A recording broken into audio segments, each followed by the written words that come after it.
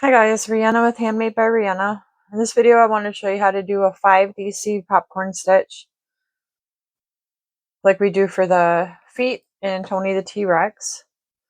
We're going to be go ahead and working in this stitch here. So what we'll do is we'll put 5 double crochets into that stitch. So yarn over, go into the stitch, pull up a loop, yarn over and go through 2 loops, then yarn over and go through 2 loops again, and that's your first double crochet. So we'll do that 5 times. This is 2, 3, 4,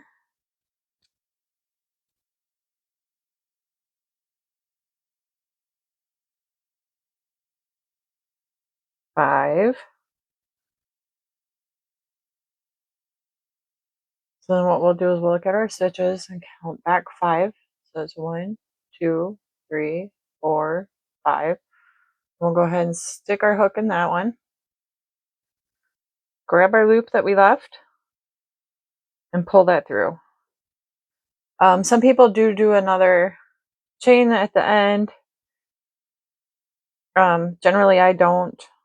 I just go into the next stitch. So just go into the next stitch there. And that's it.